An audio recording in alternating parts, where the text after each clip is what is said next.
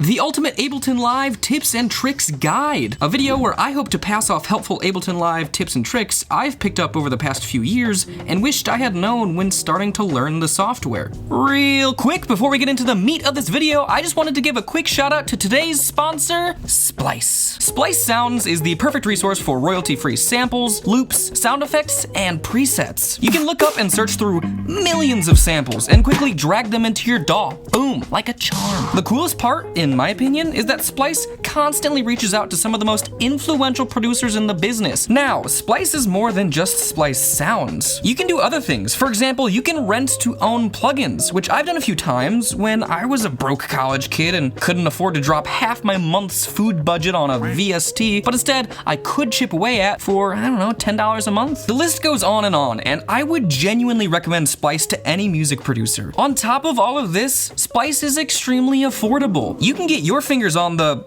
frankly, insanely helpful resource of Splice Sounds starting at only $8 a month. Plus, if you click the link in the description below and use the coupon code INSPIR100 when checking out, boom, you get $8 off your first month. Quick maths here says that's a free 30-day Splice Sounds trial with 100 credits. You're welcome. So consider using Splice today. Be sure to use that coupon code INSPIR100 and get to joining the over 1 million musicians today. Splice, the sound in your head at your fingertips. Thank you for sponsoring this video, Splice. I would recommend your content any day. Now, let's jump into this video where I teach you some Ableton Live tips, tricks, and shortcuts I think every producer should know. First, let's discuss all things MIDI related. MIDI stands for Musical Instrument Digital Interface. This is how we tell our virtual instruments which notes to play. In Ableton Live, you can create MIDI tracks at any time by pressing Command-Shift-T, and you can create as many MIDI clips as you'd like anywhere on a MIDI track by highlighting the length of your desired area and pressing Command-Shift-M. You can double click into a MIDI clip to view your piano roll, and pressing the B key on your keyboard will switch between your cursor and pencil tools. If the pencil tool is selected, you can left click wherever you'd like and draw in a note. By default, the note you draw in will snap to the current size of your fixed grid, and you can increase or decrease the fixed grid size by pressing Command 2 or Command 1, respectively. Holding left click while dragging left or right will draw in MIDI notes fixed at the pitch you first clicked on, snapping to your current fixed grid. Holding left click and dragging up or down will then change the velocity of the current notes that are being drawn in. Velocity is a property of a MIDI note and often determines the strength the note will play at. These numbers range from 1 to 127, where the lowest is the equivalent to softly tapping a piano key, and the highest being like dropping a bowling ball. You can hover over the left or right sides of any MIDI note and left click to extend the length of that note. Lastly, for the pencil tool, you can left click anywhere on a given MIDI note to shorten its length. The exception being here if you click in its leftmost grid, in which case you will instantly delete the note. Click the B key on your keyboard again to switch back to the cursor mode, where you can move around any selected MIDI notes to your liking. You can select a single MIDI note by left clicking on that note, or select a range of MIDI notes by left clicking and dragging to encompass all the notes you want. Moving notes around is as easy as left clicking and dragging, or by using the arrow keys on your keyboard. Holding down Shift and pressing either the up or down arrow keys will shift all of your notes by an entire octave, and holding down Shift while pressing either the left or right arrow keys will shorten or elongate your notes, snapping to your current fixed grid. Command C copies any selected notes, and Command V will paste these notes in any MIDI clip wherever this vertical line is, which can be moved around by simply left clicking in your MIDI clip. Holding down Alt while clicking and dragging will duplicate any selected notes. In this area of your MIDI clip, you can find some useful tools, some of which I'd like to highlight are the :2 and *2 symbols. These half and double the lengths of your highlighted notes, respectively. The reverse button flips your notes around the vertical axis in the middle of where your notes start, regardless of their lengths, and the inverse will flip your notes over a horizontal axis. Remember velocity? Another way to change a note's velocity is to adjust the size of this vertical bar underneath a given note. However, this can get fairly busy the more notes you have stacked on top of each other, so another way to change a note's velocity is by holding down Command, left clicking on your notes, and dragging up or down. You can deactivate notes by pressing 0, and you can also quantize any notes by pressing Command U. This will snap the start of each note to whatever quantized settings you have, which you can view by pressing Command Shift U. This is useful if you recorded imperfect MIDI and want to snap it to to a fixed grid. Finally, did you know you can click on this small headphone icon right above the keys on your piano roll to hear any note you draw in or select? Whew.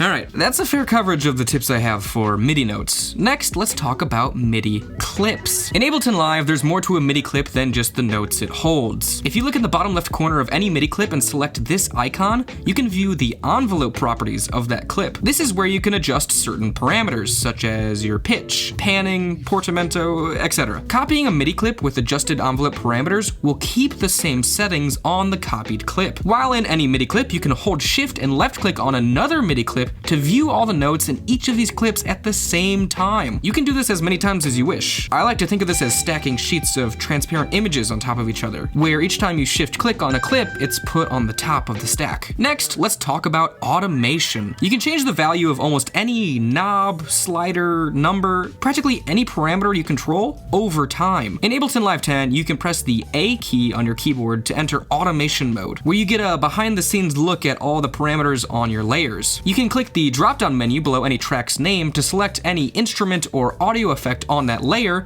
and select the drop-down below that to view any parameter on that object. Here, you can view the value of that parameter over the duration of your song. Left-clicking on the red line associated with that parameter will create a node, and you can move these nodes around by clicking and dragging. Creating another node elsewhere on your track and setting it to a different value will automate that parameter over time. Holding down Alt on a line between two nodes and dragging up or down will curve the line, allowing your automation to fade in or out. Simply clicking on a node itself will delete that node. Note, you can use your pencil tool on the automation line. Next, let's get into freezing and flattening. If you stack a bunch of MIDI layers on top of each other with complicated virtual instruments, you may find your CPU is having a hard time. You can freeze a track at any time by right-clicking on its name and selecting Freeze Track. This will keep the audio of your track in the state it was frozen in, but now your CPU doesn't have to do as much processing to play that segment of audio. You can unfreeze a track the same way you froze it if you want to make changes to any component of that MIDI layer. Or, if your track is frozen,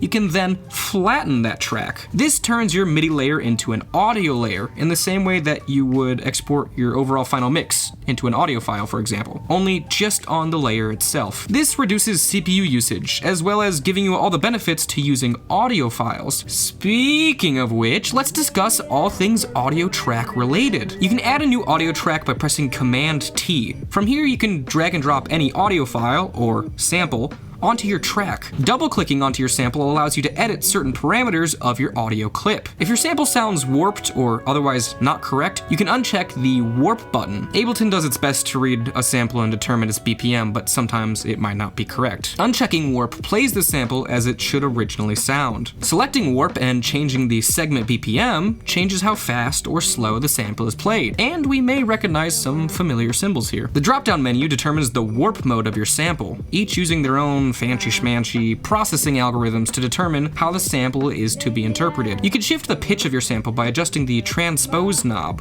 where the units are in semitones, or by adjusting the detune knob right below it, where the units are in cents. There are 12 semitones in an octave and 100 cents in a semitone. You can reverse a sample by clicking the rev button, and lastly, you can adjust the gain of the sample by moving this vertical bar, marked in decibels. Back in Ableton's arrangement view, you can chop up your samples by clicking wherever you want on the sample and pressing Command E. Conversely, you can turn multiple tiny samples into one large singular sample through a process called consolidating. Highlighting the range of samples you want to join together and then pressing Command J will form one large sample. You can add in a quick fade to any audio sample as long as you are out of automation mode, just press A again, by hovering over the left or right side of your sample and dragging the top node over. This affects the gain of your sample in a smooth and easy to understand interface. Moving the middle node adjusts the curve of your fade, and moving the bottom node allows you to move in between the edges of your sample and as far up as the top node. Miscellaneous Ableton tips and tricks? You can press play to hear your track by pressing the spacebar on your keyboard. By default, this will start playing wherever you left click and leave this vertical line. Pressing space will stop the audio, but if you press the spacebar again, you'll find that you start playing